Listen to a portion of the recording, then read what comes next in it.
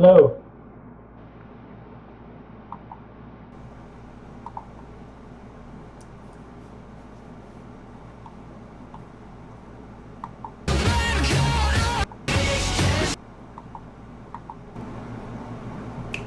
Hello.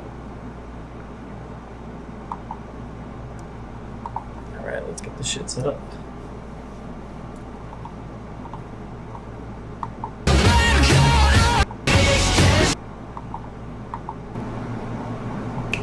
Hello. Alright, let's get this shit set up.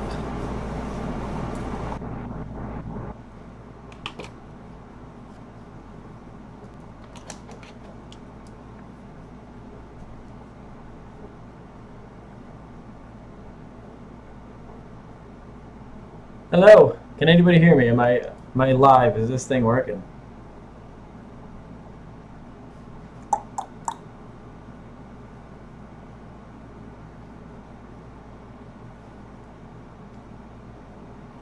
Alright, there we go. Awesome. Alright, yeah, I can do something about shading. Sorry for that horrible music. Hold on 1 second. Audio's too loud.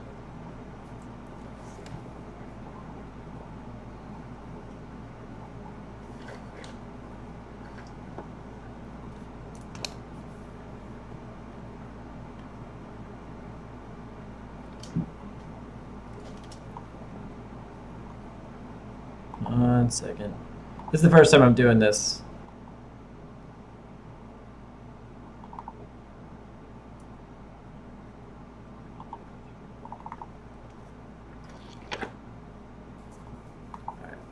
I think that should be good. All right. So yeah, sorry about that horrible music. I don't know what the hell that was. I accidentally put on a really terrible playlist.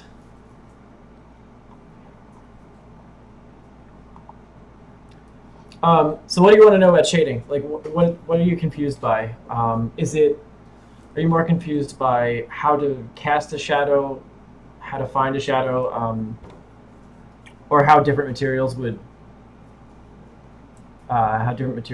catch light? I can go through all of it if you want, but I'd say we should just start.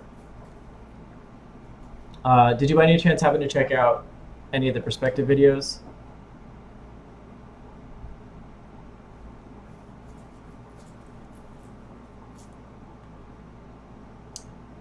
Okay, cross hatching and hatching and all that. So it really depends on what you want to do. Personally, I like to just hatch in a singular way. So I don't do too much cross hatching. I kind of just hatch like this. And I'll just do a vertical hatching. Or sometimes, if I'm doing something like cloth, I'll have all the hatching emerging from one singular point.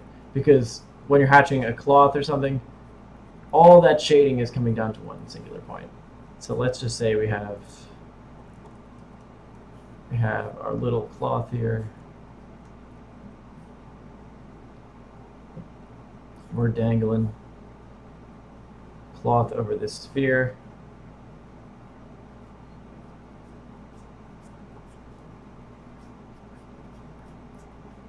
All this hatching is going to emerge from one singular point.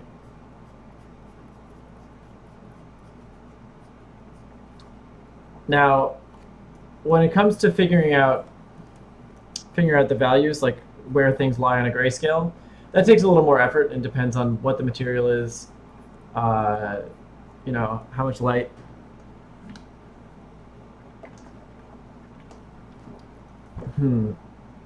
Well, faces are not always easy. I mean, that's like one of the most difficult things to draw, and it really depends on what you want to do.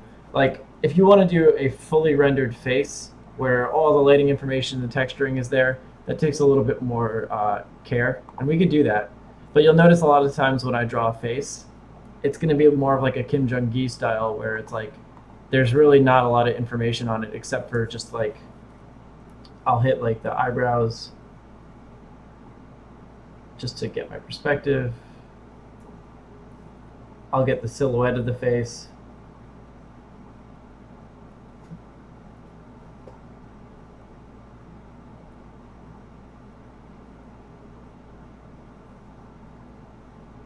So it's almost cartoony in a way, the way I do it. So it's like I'm leaving a lot to the imagination.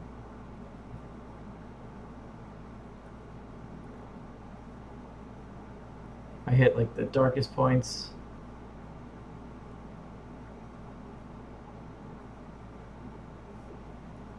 Yeah.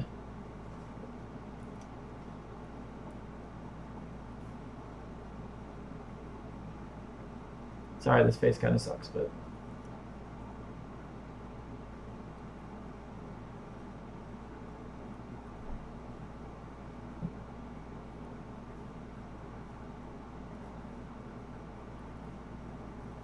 so let's just say this is our face. The way that I like to do it is kind of have, there's really no shading in there. It's mostly just the the really important information. And then I'll leave all that texturing and shading. I'll leave that for like the hair or something. Kind of like how I'm doing here. And again, similar to with the cloth, when I'm hatching the hair, it's all merging from one point, and there's a lot of overlaps. And you really want to like emphasize that overlap there.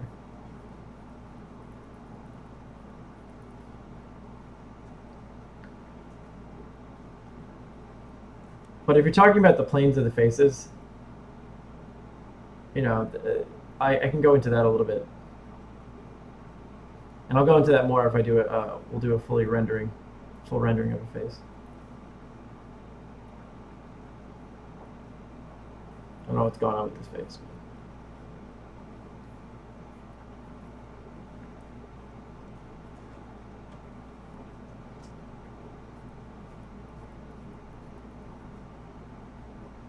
Yeah, let's do that. I'm going to look at some reference because I'm kind of drawing from nothing and it looks terrible.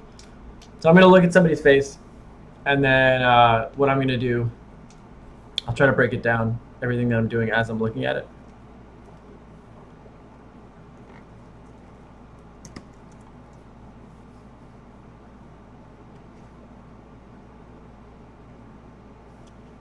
Sorry, I was a little unprepared today with all this. I kind of like just threw it together. I figured I would just sort of start doing this. Let's look at some fantasy looking people.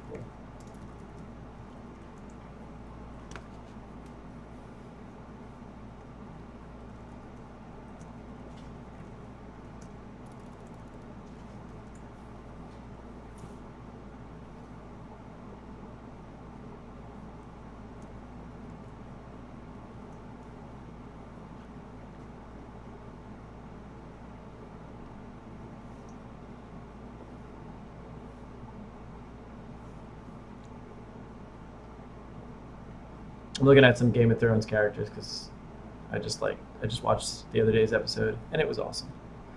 So let's do some freaking Game of Thrones characters because why not? All right, so I'm going to start kind of in the same way, where I'm not going to really fill out too much. Hold on a second. Yeah, you know what? Let's do. I'm going to link you in the chat to the picture that I'm going to draw from, because I'm not going to make it up. I'm just going to draw from reference. So I'll copy the link,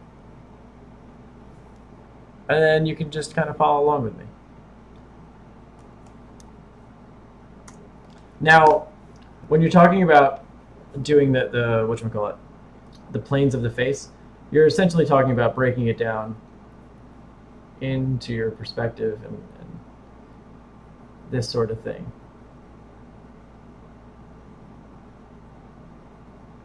And now I don't know if it was you that left the comment, but someone left a comment saying, you know, is there one specific way to do this? And I really don't think there's one specific way to do it. And if it's really more of like a guide for you to know, like to keep in mind what it is you want to do when you're drawing, like, and to keep in mind how these things are changing as you shift in perspective. But I don't think when you're doing a finalized illustration that you're going to be doing this per se. And I think I'm already messing it up. Yeah, I am kind of messing it up.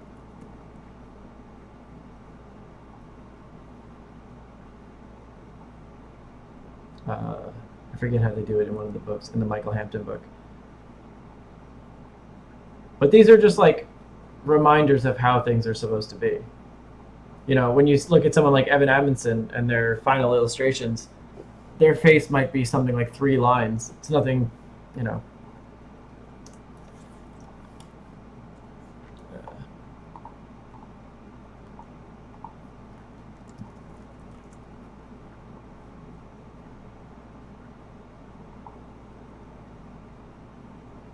So let me get this open and then open up my second window. So I can read you guys talking to me. All right, cool. I'm going to start drawing this face. The planes of the face are just a reminder of where everything's going. That's not, your final illustration doesn't necessarily need to be doing that. And I don't really do that when I'm drawing. Usually I'm drawing in pen, and I kind of like the look of curves. And when you draw it and you're trying to match those primitive shapes exactly, you're not thinking about the style of your marks. You're just sort of, it's like if you're trying to write a novel, but you're just writing a textbook. You have to have a little more style to it. So I'm going to just show you how I would do it. And usually, just keep those things in mind, though, as you're drawing the planes of the face and whatnot. I'm just going to start by capturing the silhouette, kind of doing exactly what I often say not to do, which is like working with what you see rather than in 3 dimensions. But it's fine because we know how these things work. If we keep in mind the planes of the face, we'll know not to fall into the trap of like not adding form and 3 dimensions to everything. Kind of just like loosely putting in everything a little bit. We're now under here, if you're looking at the image, it gets dense with a little bit of texture, and it's a beard. So I'm gonna just hatch a little bit in like a beard type texture. I don't know. I'm just essentially creating these lines just to show you that it serves 2 purposes. I'm showing you that that's hair and that there's a little bit more grit to that texture, but it's also shading it and showing you that it's occluding light underneath it.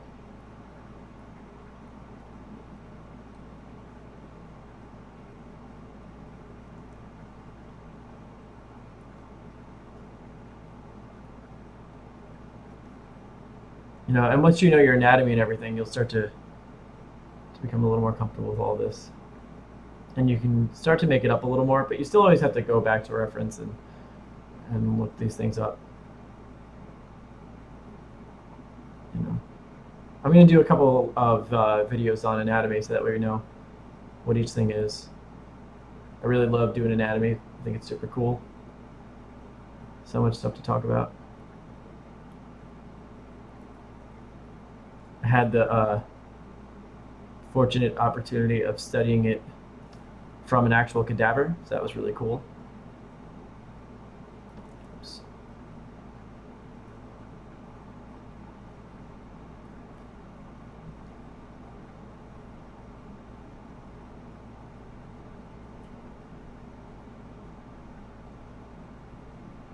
All right, so I'm just kind of shading a little bit. I'm not finalizing my values here.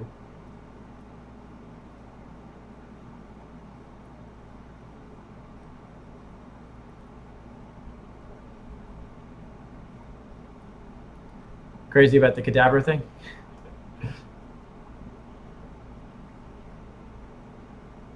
Because that's what I would think is crazy. It was really crazy.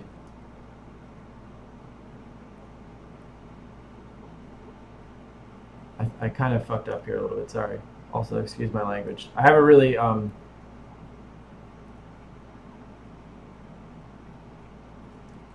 let's see. Oh yeah, let me zoom in, I'm sorry. Also, I just lost it. What did I do with the chat? Okay. Yeah, let me zoom in.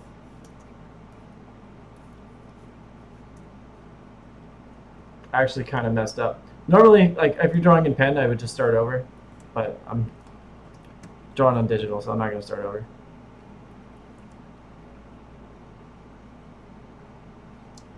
Don't worry about it. I mean, if I'm just like sketching and practicing, I might as well share it. I like I don't know. I like talking while I'm working. It kind of helps me. So it's somewhat selfish in that like it's good for me to talk out what I'm thinking and have some sort of direction to what I'm doing. Also, I find that like I learn so much from teaching everybody. Doing those perspective videos, I went back into all those the Scott Robertson texts. It was really nice to just like take a look at it and sit and read in depth.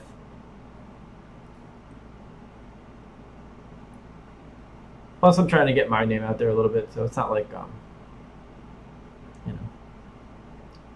But I'm glad you guys like it, or at least you like it.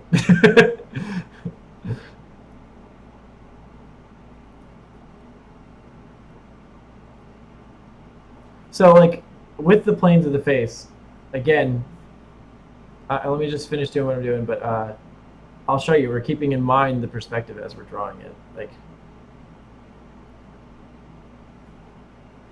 well, sorry, it's a little hard to.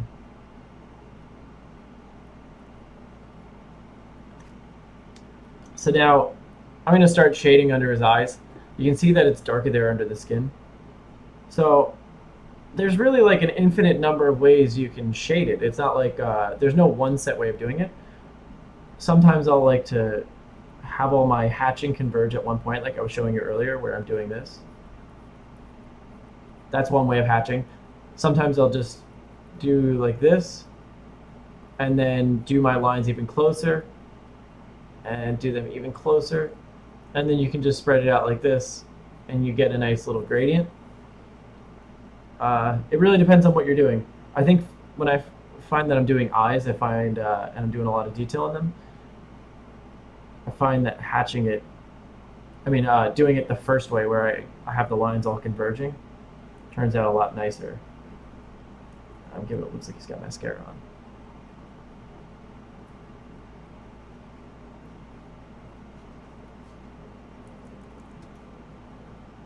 I'm gonna try to do it like I'm on.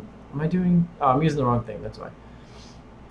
I usually in Sketchbook, if I'm gonna do this, I would use the pencil tool because that feels more like that actually feels most like the ballpoint pen. The ballpoint pen tool kind of sucks. I don't really see the purpose of it because when you're doing a ballpoint pen sketch, it has that like that pressure sensitivity the way that a pencil does.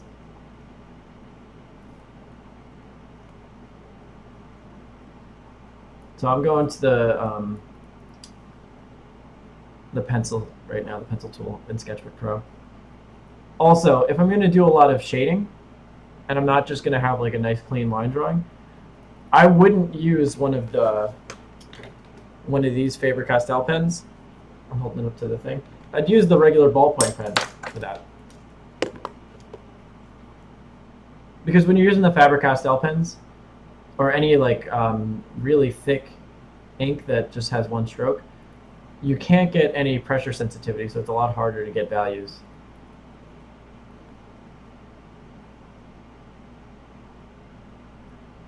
So you can't control it as well.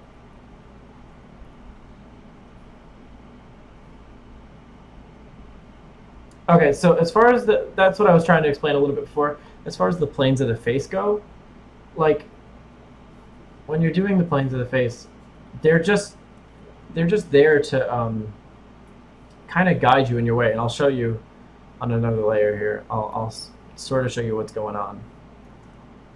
The planes of the face they're like an exercise. If you're playing music, you'll play through scales, but you're not going to release a song that's like A minor scale. It's not a song. It's just an exercise. So the same thing here. It's like we're looking at the planes of the face. Let me make this a little smaller. And we're using the planes of the face so that we know our perspective.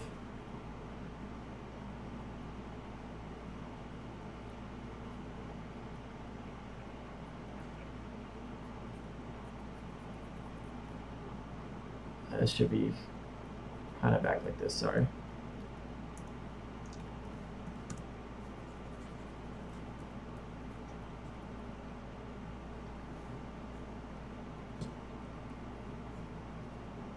But the planes of the face is by no means it's by no means what your final drawing is,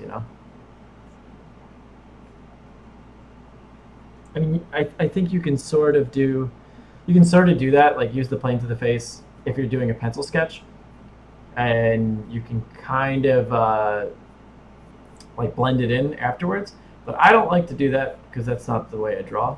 It's just really that's like a style thing. And what's going on, Emma?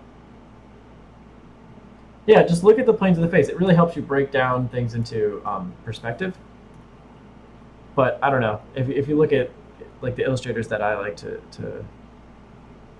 follow or that I think their drawings are awesome. They're clearly aware of those things, but they're not necessarily incorporating it into the drawing itself. If that makes any sense.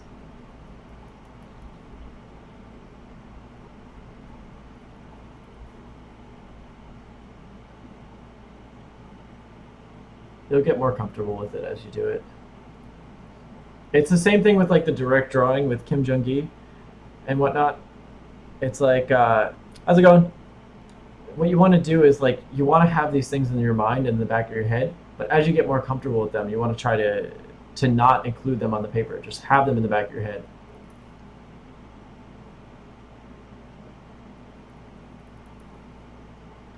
So again, what am I doing here? So yeah, again, you'll see like I'm just kind of filling in values here and there, and I'm using this hatching. You'll come to find what level of detail you think. Thank you, Emma. Uh, the amount of practice a week is I don't even know. It's too much probably. I've slowed down a little bit since I started doing all this internet stuff because like obviously that's a little time consuming to throw everything up there. I actually spent like 2 years before this not putting anything online, and so during that 2 years, I was just like practicing way too much, not sleeping, uh, a lot. But I mean, like my scenario is a little weird because I was in graduate school, and I left graduate school to do this full time. So I was like, all right, if I'm gonna do this, I'm just gonna not do anything else. I'm not gonna hang out with anybody.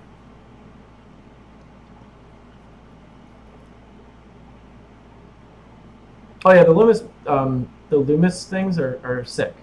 You can use the Loomis techniques. Honestly, like whatever construction method you think works is what will work.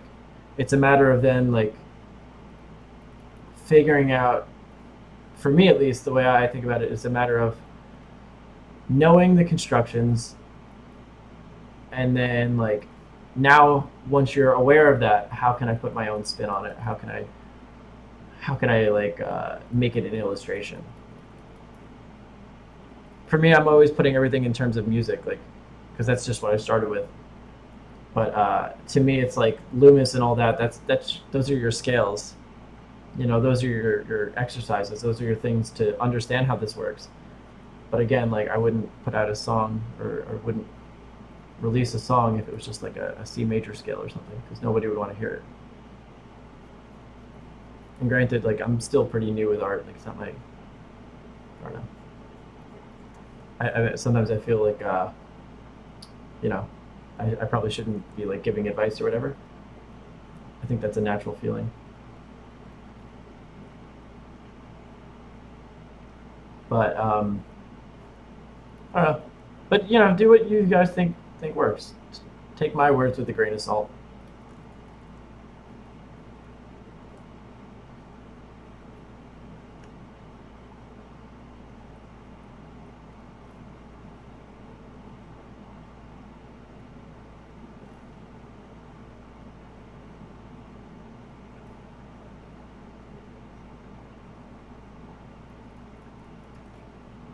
You know, and like I said, I don't normally fill everything in value, like faces especially, because it is a little bit tougher.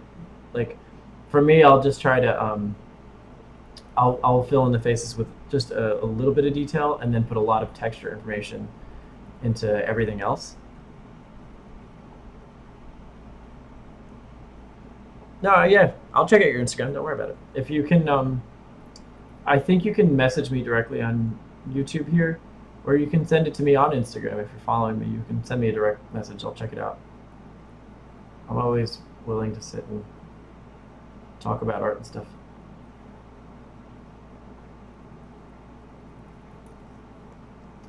But you'll see as you start to do more illustrations and stuff, the planes of the faces are clearly present as you're drawing.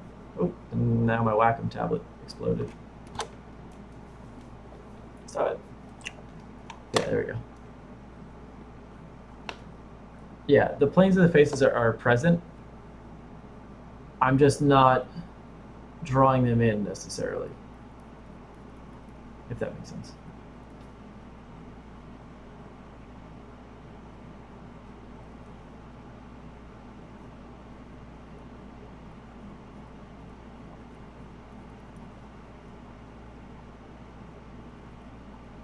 Right now, what I'm trying to do is I'm trying to copy Evan Amundsen. If you know his work is so sick.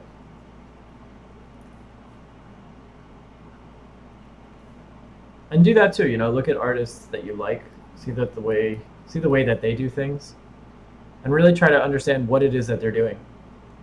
Like I look at Evan Amundsen's work, and granted, a lot of times my sketches aren't the same; they're not as similar. But I'll look at it and go, okay, what is he doing here? How can I incorporate that into my work? How can I do X? And that'll get a little bit easier the more you become comfortable with fundamentals and certain things like perspective aren't bogging you down.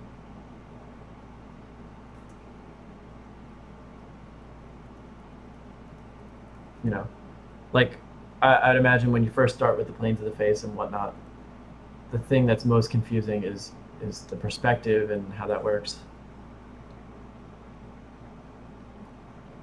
This is from photo reference, what I'm doing right now.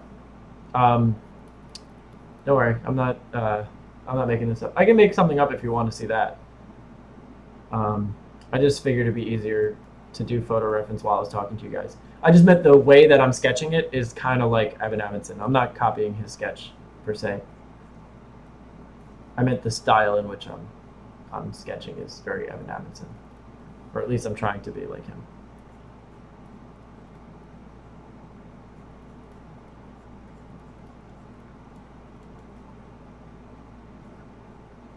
Like if you notice the way that Evan Amundsen sketches on digital or traditional, he does a lot of that, what I was saying, like taking a line and hatching out from one point.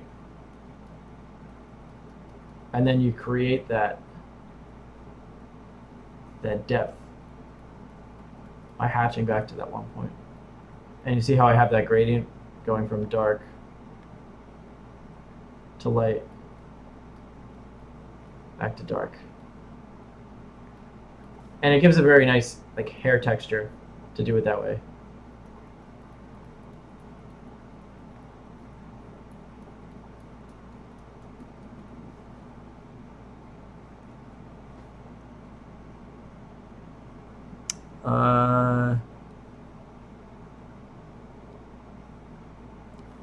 Thank you. Yeah, it's definitely difficult to get cast shadows and core shadows, and I'm still trying to figure that out just a little bit.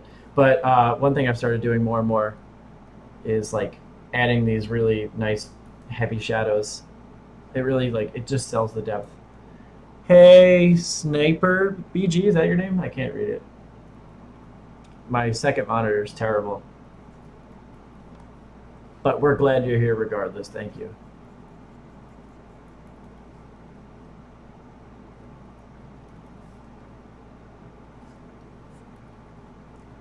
I don't really like how this is turning out. So sorry. I'm kind of giving you guys advice and then not really following what I'm saying to do. And I'm fucking it up. It's actually kind of difficult to, it's a little difficult to explain and do at the same time, but Let me know if you guys want to see anything else specific. I can do another face if you want, a different style maybe. Thank you.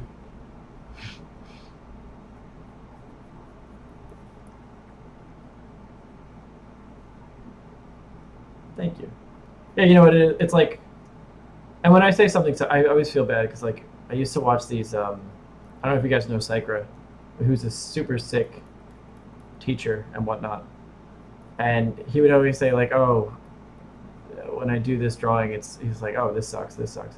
I don't mean like this is bad. I just mean like compared to what I think I should be putting out. Yeah. Oh yeah, Psyker is so sick. All right, let me do in my stuff what I kind of feel comfortable doing. So if I was gonna do it my way, I would. I usually like when I'm drawing, I'll use. Actually, that looks a little better now that I zoomed it out. I kind of just would do this. I would like, keeping in mind again the plane of the face. I like to use those whatchamacallit pens, the Faber-Castells. So I would usually just start with the eyes, just sort of try to get the perspective.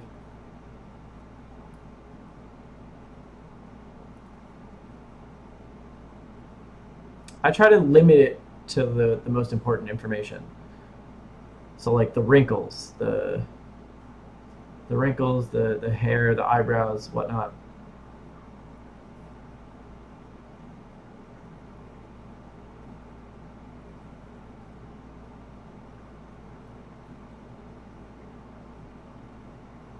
I'll do a little bit of lighting information on the face, but not as much. And if I was gonna do like fully rendered on the digital, oops, instead of doing all the hatching like that, you can also do a whatchamacallit, Copic marker sketch.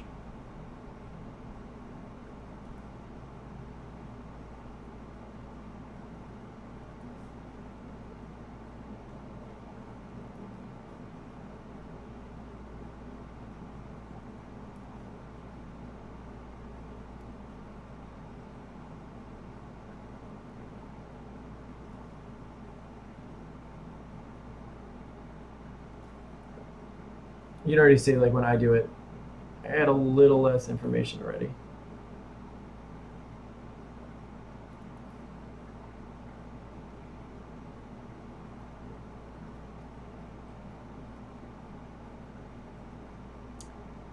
If you take a look at someone like Claire Wendling, she also does that too, where her faces are like typically kind of simple, but everything's super fluid, everything's really nice looking.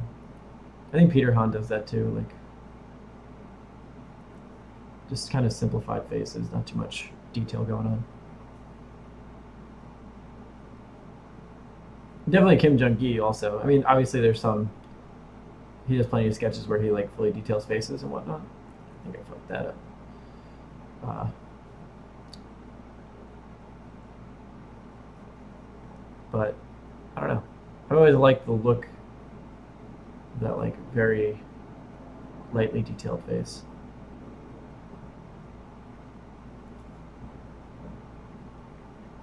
And now I'm gonna erase this line, but I'm thinking about it in perspective. Like I know that I'm gonna go over. So here's to the left vanishing point, and then I gotta go back towards my right vanishing point to find where this ear is gonna be. So it's like all that stuff about planes of the faces and the perspective, it all comes in handy. Like that's not gonna, just because I'm not drawing it in doesn't mean it went away. You know, and if I was doing this without reference and I wasn't looking at that, you would just keep in mind the same thing.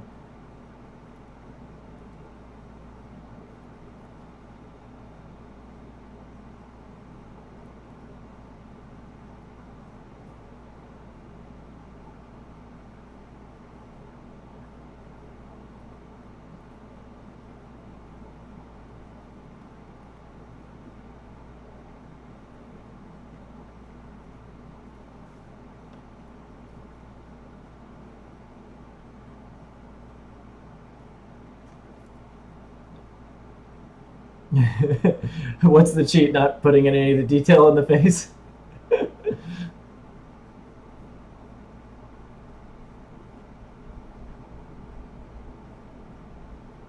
Yeah, Claire does. I think she does something with like. I think she might add graphite or something. Maybe she's just working in really heavy pencil, and I think that might be why she gets that like really soft edges to her stuff. Damn it! Sorry, this one line's freaking me out. It's actually a lot easier to draw on the pen than it is with these with the Wacom tablet. In my opinion, I have so much trouble like getting the line the proper way.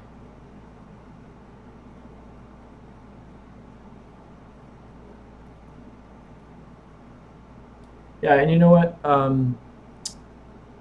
Like, we're really good at picking up errors in lighting in people's faces and whatnot. So it's almost so much easier just to not worry about that and then spend a lot of time detailing the costume or the outfit.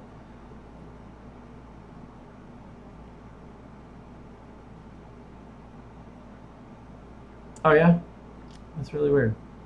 I don't. Sometimes like when I'm drawing with pen, I I, I find that I do so much better when my hand is further away on the pen. I'm kind of holding it a little too close right now, but I'll have to look that up. I haven't delved deeply enough into that. But some of the stuff that she does is crazy good.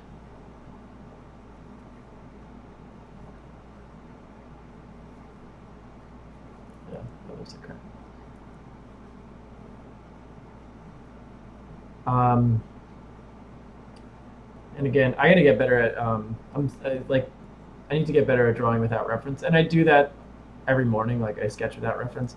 I don't like to sketch without reference when I'm streaming, just yet because it's pretty hard. Again, it's like I'll get more comfortable. Maybe in a couple weeks I'll start doing that more. No, it's sick. It's actually nice to talk in the chat with everybody. Don't feel bad about it.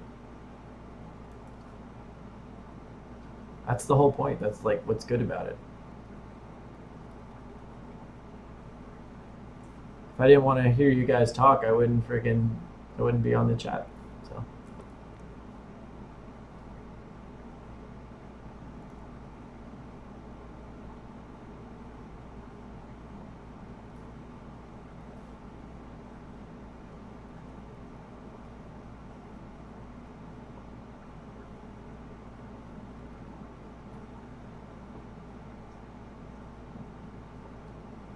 All right, now I'm going to darken up this.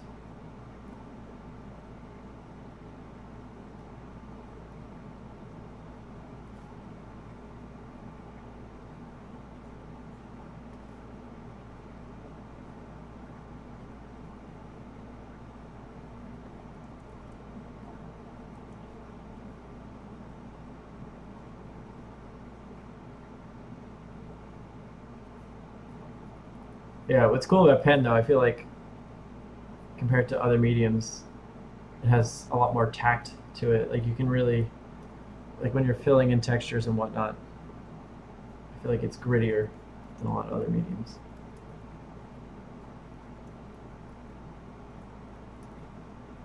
I love that about it. I also like the fact that I mean, digital is a little bit different, but like once you've with pen, it's like once you put the stroke down on the page, it's like that's it. You just have to kind of deal with it. I always thought that was exciting. Makes it a little scary, a little nerve-wracking.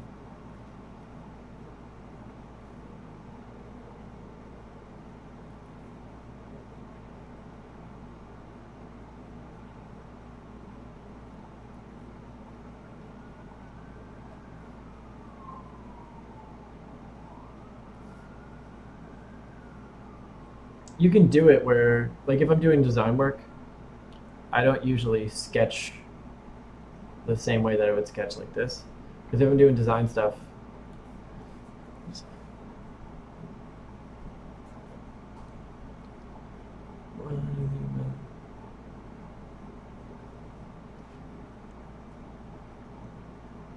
I'm kind of confused by your question, KO. Sorry, I can't speak.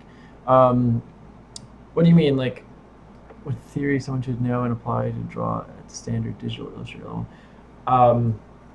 Can you rephrase that question? Because I kind of have a feeling I know what you're asking, but I don't want to like answer the wrong question. Are you trying to ask like all the theories that we have of drawing and like all this stuff? How much does that apply to digital?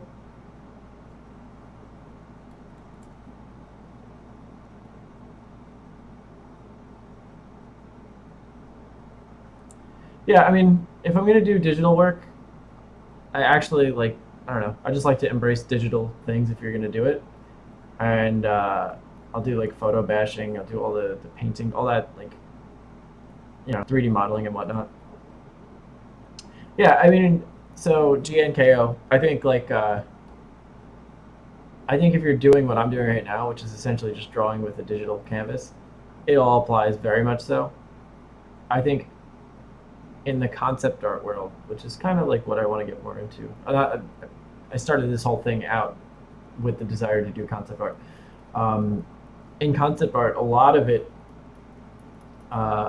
like posing, anatomy, and all that is really not as relevant anymore because you do have a lot of tools like 3D, that kind of stuff. I don't know. You have 3D, you have photo bashing, and it comes down a lot more to the design of things, which is good. It's like, I don't know, if you're working in an industry that's focused on design, you should probably just use whatever designs things the fastest. And as like somebody that draws, that doesn't feel as great because you kind of just want to sketch everything.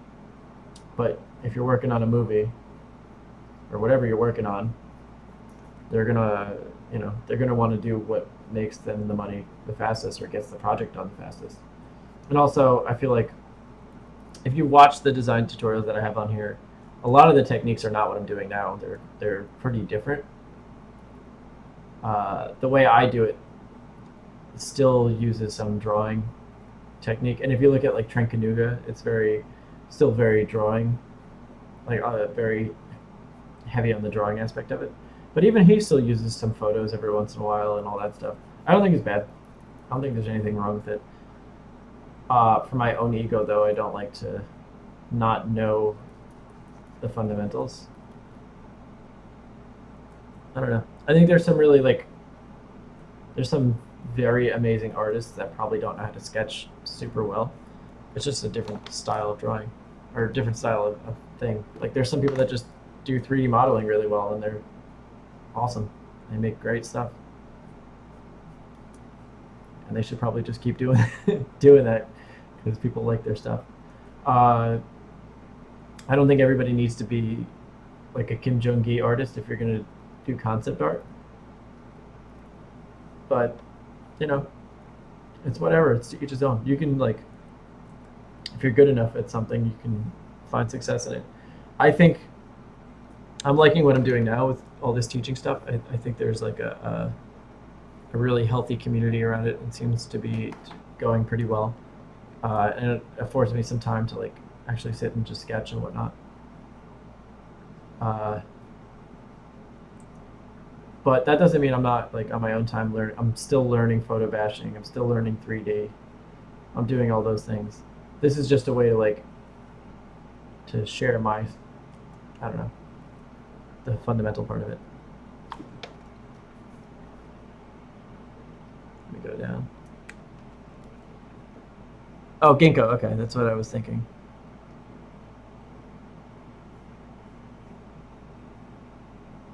Thank you. Thank you so much. Yeah, I don't know. I want to just like I love teaching. It's super cool. It's a lot of fun. It like I find that I'm learning so much from doing it and going back and I'm like stuff that I thought I knew pretty well. You find that you don't know as well as you think. So you just go back and you know you learn it all. Uh, don't make the mistake that well I didn't. I guess it's not really a mistake, but like don't think that things like photo bashing are cheating. I'm sure. I don't know how old you guys are or what if you're still in high school or whatnot or if you're drawing. Then you're welcome. Uh, things like photo bashing are really important. A lot of these techniques are used in situations that we're not a part of. Like if you're an artist that you have to have like 6 environments by tomorrow, you're not going to sit and draw everyone out. You're not. That sounds like slave labor. I don't think anybody would be able to do that. And it's an impressive workload. There's so much to do. I mean, from what I've spoken to, the really big concept artists. I did this like boot camp thing with Anthony Jones a while back, and I learned a lot about how that works in their field. I'm not speaking from my own personal experience, but what I hear of them saying, there's a lot of techniques that are, they seem like cheating. But I'm gonna be honest, like I've tried my hand at photo bashing quite a bit, and I was actually gonna put out a tutorial about it, but I don't think it was good enough, so I kind of decided to wait a little bit. But I'm gonna do a tutorial on it pretty soon. It's a pretty tough technique. It's like, I don't know, because as you add more realistic elements like 3D and photos, the result that you have to create, the bar for the result is even higher than it was beforehand.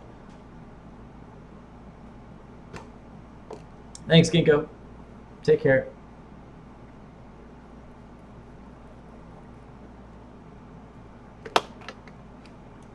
Oh yeah, Feng Zhu is crazy though. Feng Zhu is like super badass, and so far he's like where I feel the most comfortable in when I paint environments. I kind of just like emulate his style of doing it.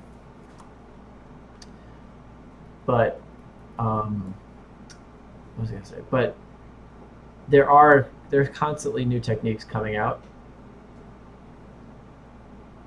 I think my favorite artist has to be it's tough because I like my three tops right now are Kim Jung-gi, Evan Amundsen, and Claire Wendley. I think those three are like my favorites. So I try to emulate them a little bit. I also like Peter Han, so that's four. Of those four, I don't know which one I like the most. I think I'd have to go with Kim Jung-gi because he's crazy. It's insane. I mean, he just comes up with, he knows like so much from his head. He doesn't need to look at reference ever because he just studies all the time. It's amazing. It's truly remarkable. I think my issue with concept art is that it's not really an issue with concept art. I think it's just an issue with myself that I want to be at that Kim Jung-gi level where I'm just like sketching shit from my mind. You know, it's totally an unnecessary level to reach in concept art. I think I don't think you'll never be doing that much pen drawing that you need to be that level. But yeah, Kim Jung-gi, super awesome. As far as concept artists, I like Sparth. I think Sparth is probably my favorite. And he does a lot of he uses a lot of the digital techniques like shape tools, custom shape tools. He does do some photo bashing here and there, but he's also a really talented artist. Like if you see his sketches, they're great. So it really depends. What I'm doing now, the way I'm sketching this is like an illustration. I'm not coming up with anything new. I'm not like I'm not making an idea, and I think that's the difference. That an important difference is when you're illustrating versus designing something. They're often two very different things. Sorry, that was a long-winded response to what my favorite artist was. I was kind of combining it with the answer to the other one.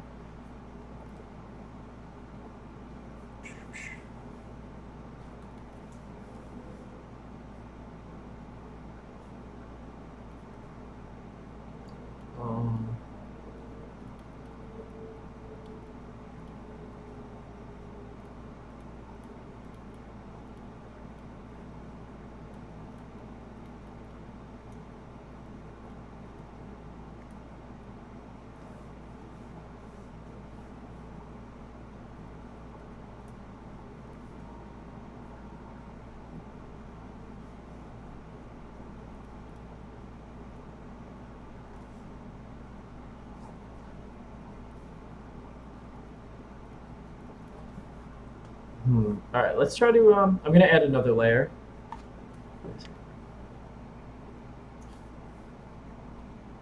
So, all right, so that's a good question because it's actually kind of tough. There's not really a simple answer to what to leave blank and what not. Like, that's more of a question of taste. Having rest areas, like what areas will be rest areas and what areas won't. And I find that that's a question that you need to ask more so with pen drawing than any other type of medium. To be honest, I'm still trying to figure it out. I don't know what I think is best. But what I was saying is, like, for my style, or so far when I come up with stuff, I'm liking the way that a more simplified face looks. So a face with less detail, and then you just try to follow the 70-30 rule, which is something like 70% breast, 30% detail, which I'm not really following. But you'll notice here in the hair, there's like, it's kind of light up here at the top, and then here towards the bottom, I've added a lot of detail.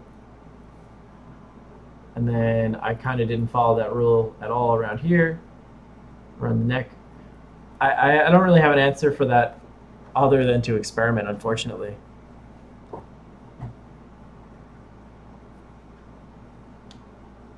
That's the unfortunate state of it. But I guess, I don't know, let's see if I can come up with a better answer than that. That was a crappy answer.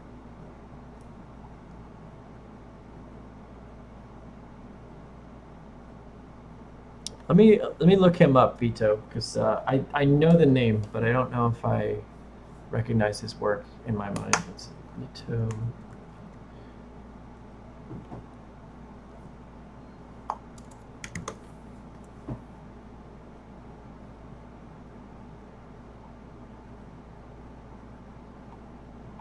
I don't think I'm getting the wrong guy.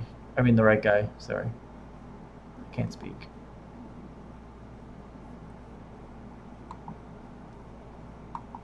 Can you send me a link to some of his art, if you have? Or his or her art. I don't know if it's a man or woman. Doesn't matter, really. What do I want to do now?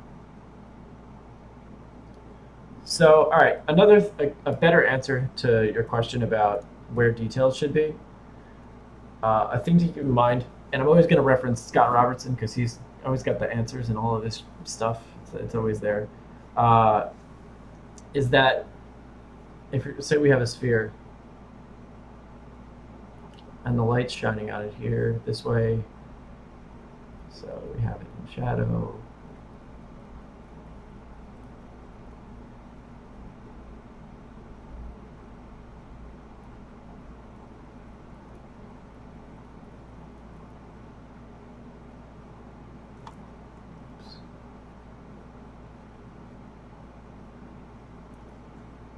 Most of your texture information should go here, right at the transition, at the, what is that, the Terminator.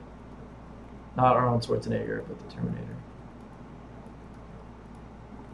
So most of your texture information won't be where your light is. And I try to act as if like the light is bleaching that out almost. So imagine you take an image. I can actually, might be able to do it in Photoshop. Do it. What do I have up in Photoshop? Don't listen to this stuff. I'll do it another time. I have too much crap open. Imagine if you took an image and you just upped the contrast like a crazy high amount. When you do that, you'll notice your highlights turn to almost direct whites. And then here in this like Terminator region is where you start to add more of your texture information. So like let's say you have a circle, same thing.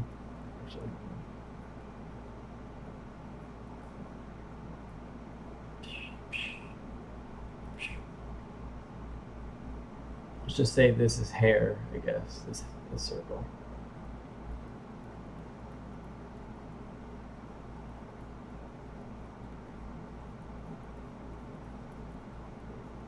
Same kind of idea where like all this texture is going to go right about here.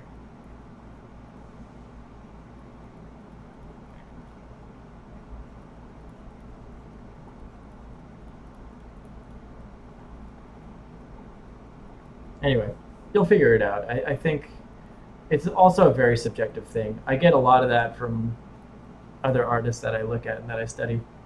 I don't know what this demonstration is. It's not really working. Look at other artists, see what you like, and start to figure it out. I have a tendency to over-detail things, so I'm not really the best to answer that question. Anyway, I don't even have the chat open.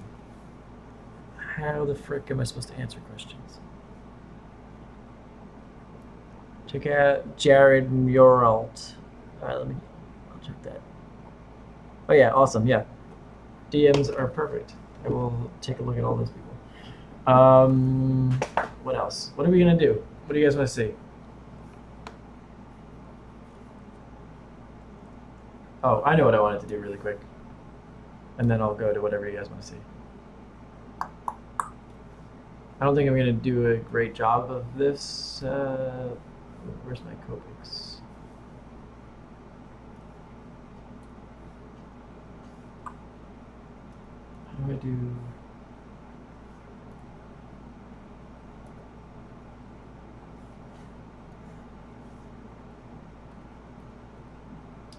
I'm so good. Oh, there we go.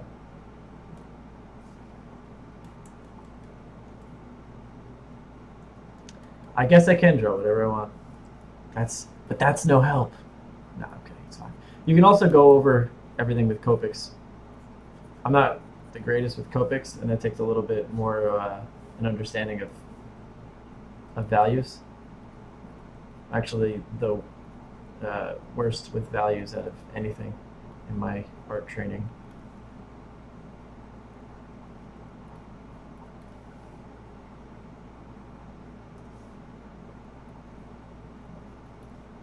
But like, we can again emphasize the planes of the face by using this tone. Like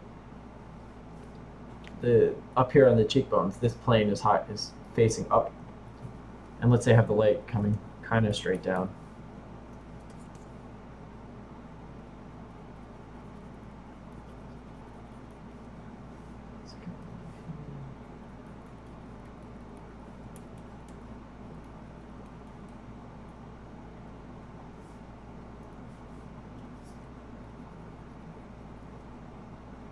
I don't know if you guys have ever messed with Copic markers, but they're awesome. You should definitely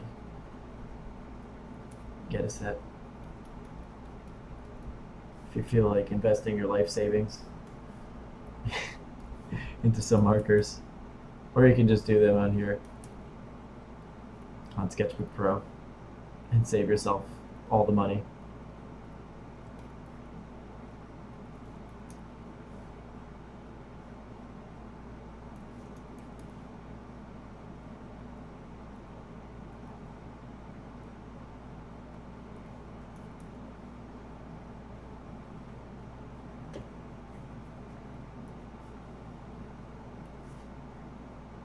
There's this artist I just found the other day, I forget what his name is, but he makes these ridiculous Copic marker sketches. They're so good.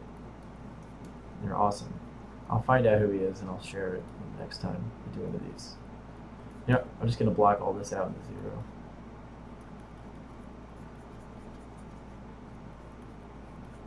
Because I want to.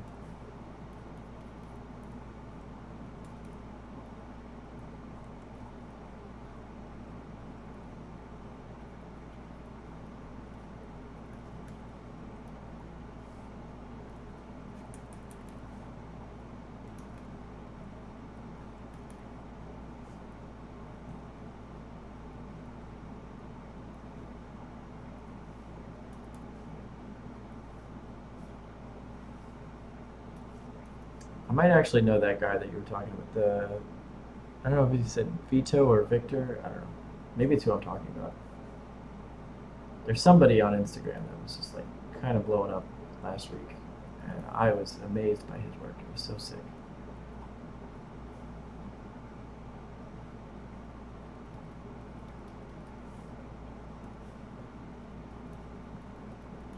In a second, maybe I'll be risky and try to come up with something from my head.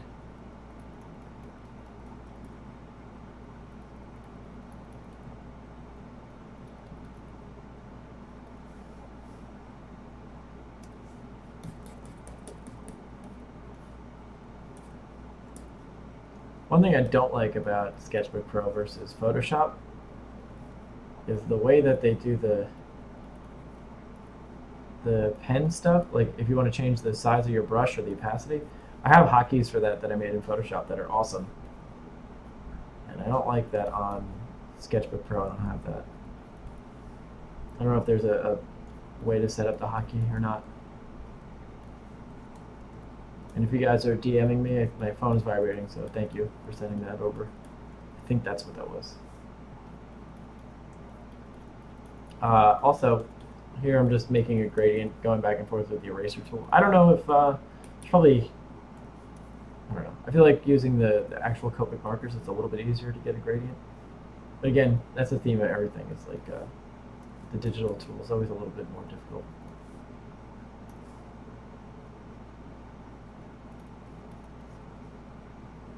How do you feel about drawing boobs? Oh man, I don't know. I never draw anything sexual. I never like. I guess I could. I just never do it. I always see people doing it, and I'm like, I don't know. The world doesn't need me to add tits to the world. But if you want to see me draw anime tits, maybe we can do that.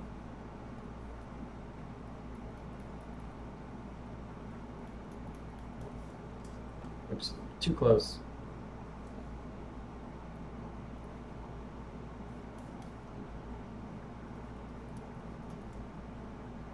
Oh, all right, we can do that. Yeah, I don't know. I kind of suck with these Copics. I got to get better at that. Let's draw some freaking ladies.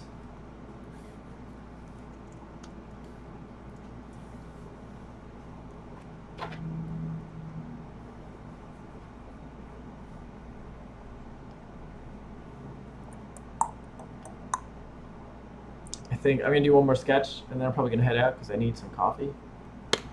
And I'm dying. I don't have any coffee.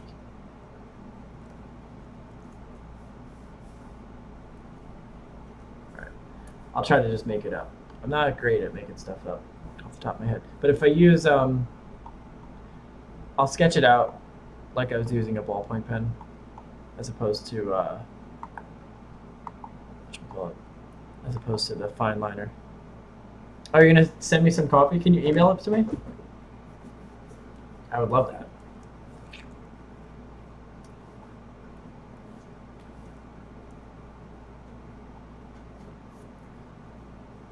So the way I do it if I'm doing like a ballpoint pen sketch is I'll kind of just like, sort of like that Loomis thing where you're doing the circle with the ball and whatnot.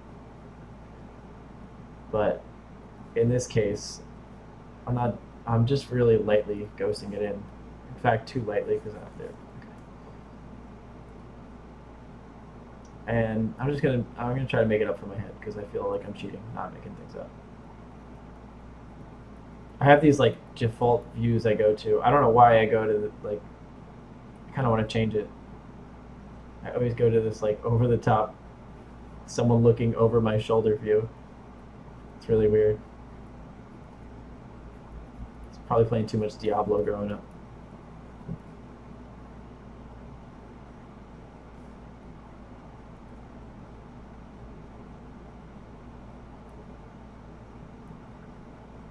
Or maybe it's just because I wanted to, you said boobies, so I needed it to look downward.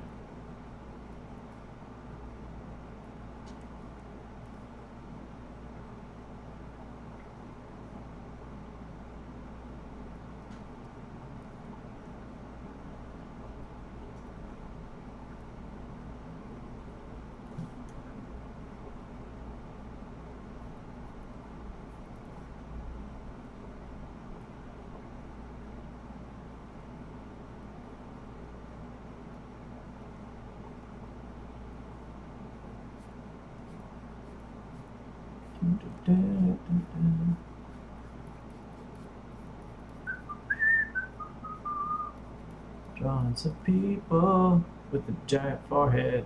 Oops. She doesn't need a giant forehead. Alright, I'm gonna cheat because I kind of messed up here. Forehead should be more shallow like that, I think. Don't judge me.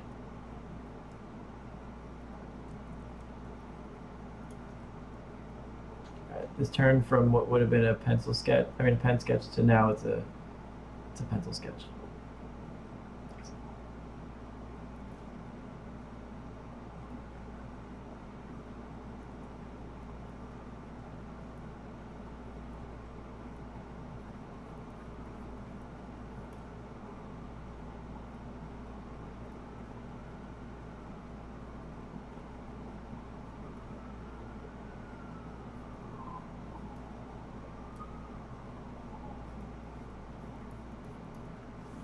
And do this.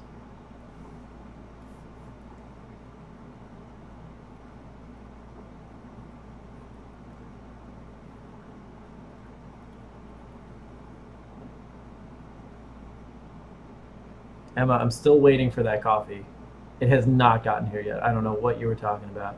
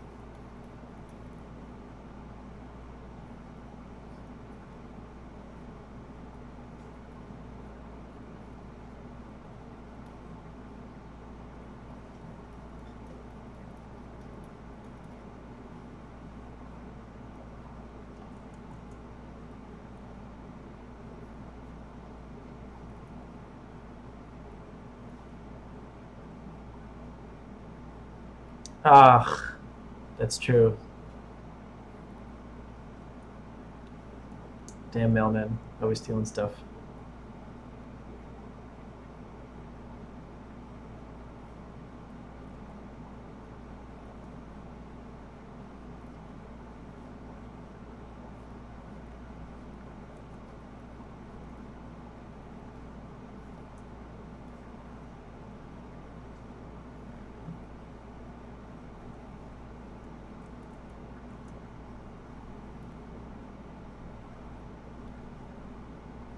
What do I want to do with this arm?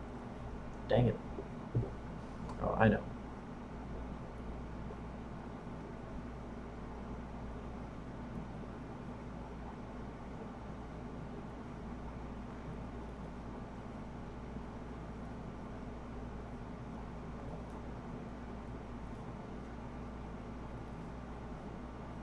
Making it look derpy.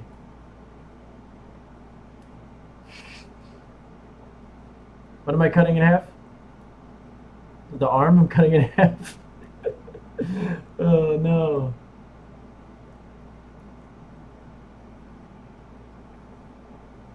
Yeah.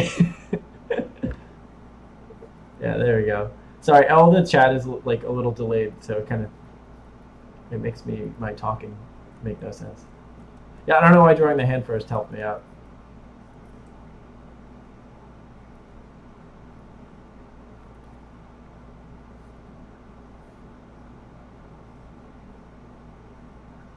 For some reason, I need to like start with the hand because I kind of know where it's going to be placed.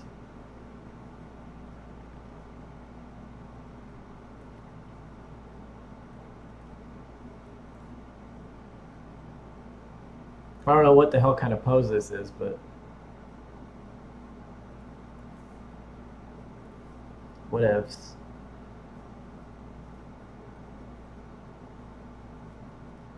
As no grown man should ever say, whatevs.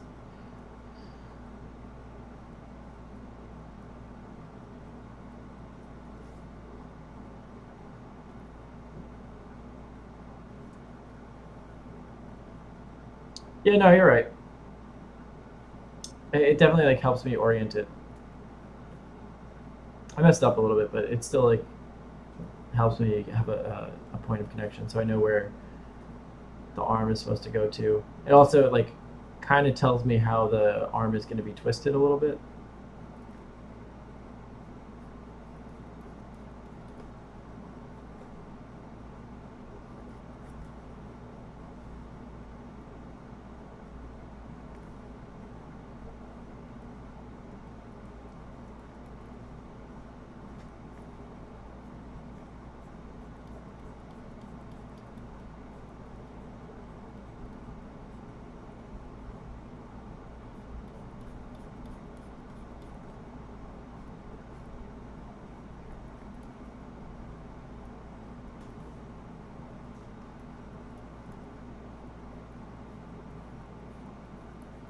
Yeah, I think when I'm making stuff up, like from the top of my head, it's definitely easier to use that.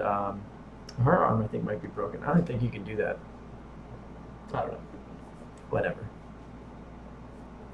I'll make it better next time. It's definitely easier to use like a pencil tool or whatnot. Uh, you can see I still kind of do a little bit of a direct drawing technique where I'm not going, you know, adding my primitive shapes in and then doing that. You know, this whole like anatomy thing. This is really good for learning though. I do that when I'm like practicing. Oops.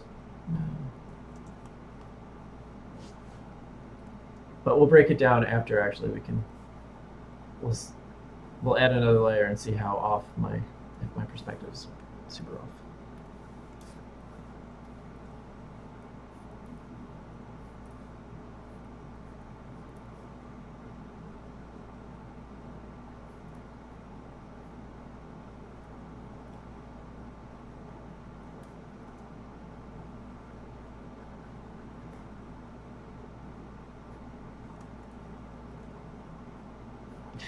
Now she looks like she's walking in like a very chipper, cheery kind of way. I like it. It's silly. It's a little dumb. Whatever.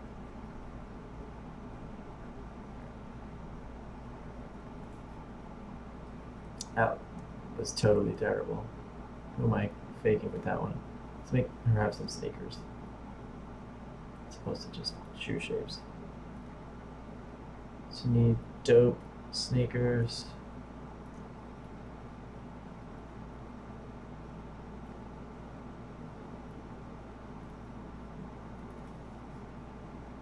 It's funny though, once you kind of get into a little bit of a flow of it, you get just like references from random things you've seen kind of pop up into it. Make her talk to a bird with its eyes popping out. All right. I don't remember. I don't know if I remember birds very much. But let's try. But I didn't try to do it with no reference because I don't want to. I want to keep this whole no reference thing going. Let's see. What the hell do birds look like?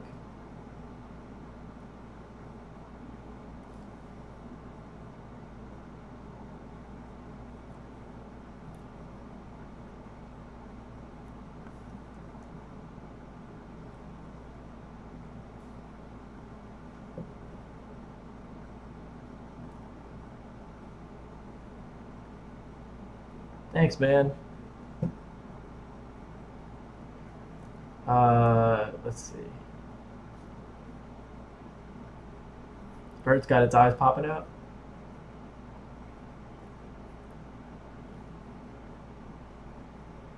I actually really love drawing birds. I just don't have them very like committed to memory. It's sad, and its eyes are popping out. So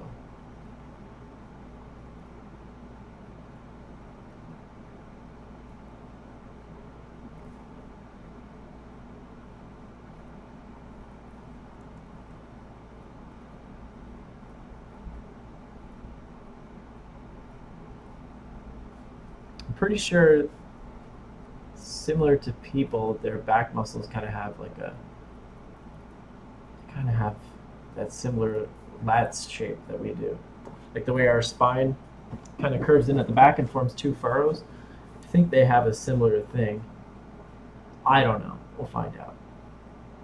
We'll draw it and see if it looks really dumb. And then they have these flight feathers.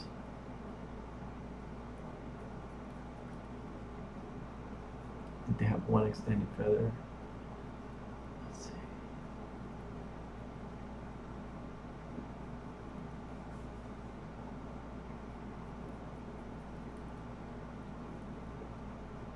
I'm having fun doing a live stream though, I gotta tell you. I think we're gonna keep doing these. I'd like to keep doing them at least. If you guys enjoy them.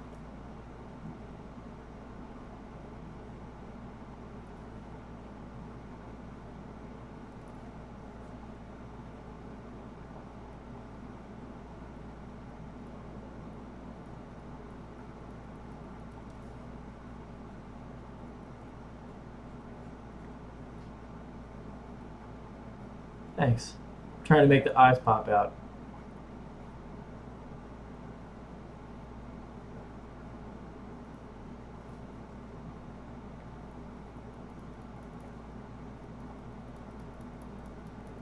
I definitely feel a little more in the swing of it now.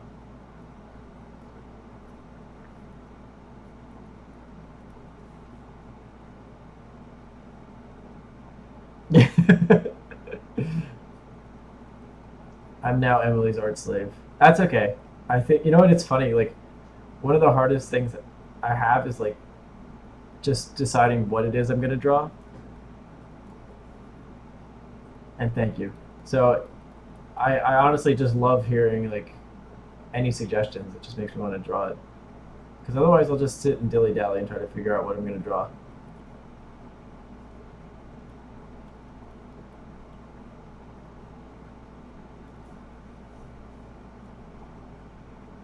Oh, I have the best thing for exercises and lines, and I kind of put it in the beginning of the first video, the first perspective video.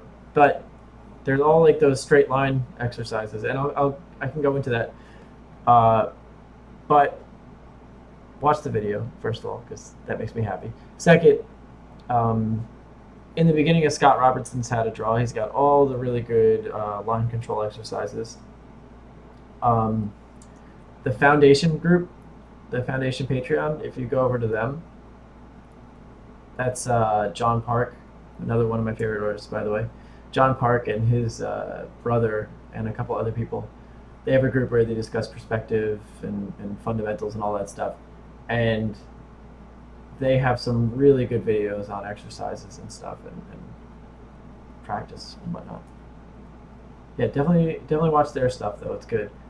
I shouldn't shamelessly plug my own stuff. I apologize.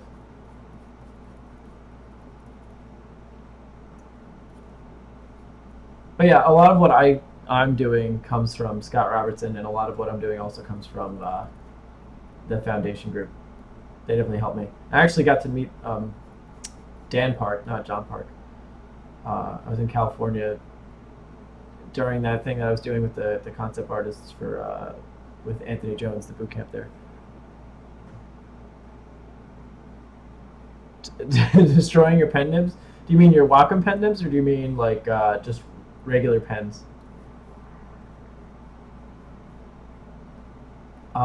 If it's a regular pen, I don't really have too much of trouble with that. I don't think. I don't think I really destroy my pens very much. Maybe just try to lighten up a little bit. Yeah, just lighten up, all right, buddy. Just like loosen up. Try not to have your hands so tense. And oh, with Wacom pens, I always break. I don't know. They're always just flattening out. I think that's why they give you so many, because they suck. I think they just want you to keep buying their products.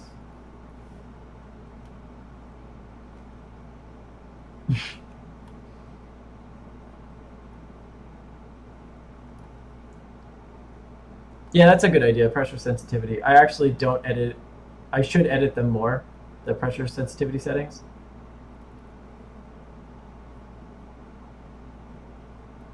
That's a good idea.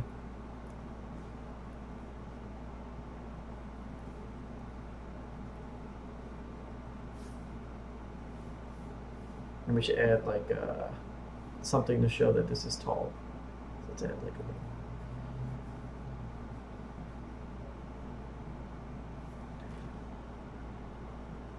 Might you turn it up or something later? Yeah. Let's see. There we go.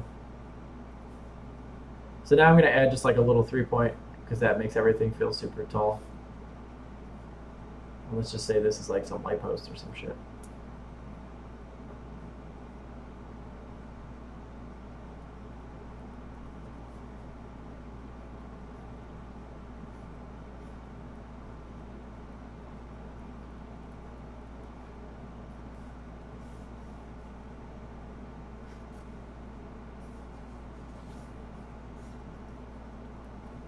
Yeah, like I said, I wasn't expecting it to turn out so like to actually like it, because I always start in like a really odd perspective, but I don't know. It's fun. Thank you. I will be your art slave if you come back and watch the streams. Oops.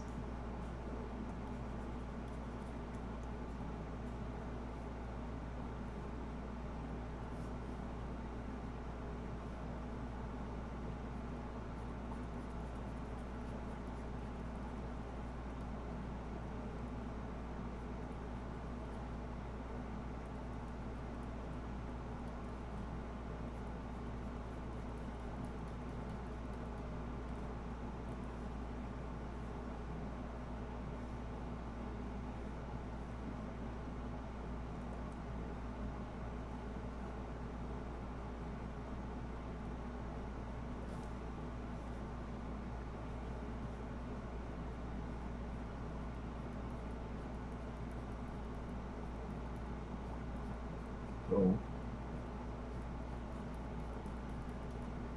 All right, guys. I think I'm done because I need some coffee. Like I said, it never showed up in the mail. Uh, Thanks for watching. This was super fun. And I don't know. I'm really glad that I just started drawing from my mind because I was kind of afraid to do that. But I think it actually turned out better than when I didn't. Uh, I'm just gonna start doing this when I'm practicing. So, and that's pretty much every day. Usually on the weekends I'll do the video, like the big video for the week.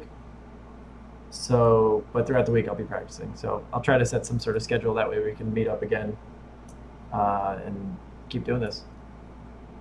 All right, guys. Thank you so much. This was awesome. I'm gonna do one again tomorrow. So come by. I'll try to do it roughly around the same time if that works for you guys. Um, you can shoot me a DM, or you can leave a comment, or whatever time is good for you guys. Just let me know. All right, thank you.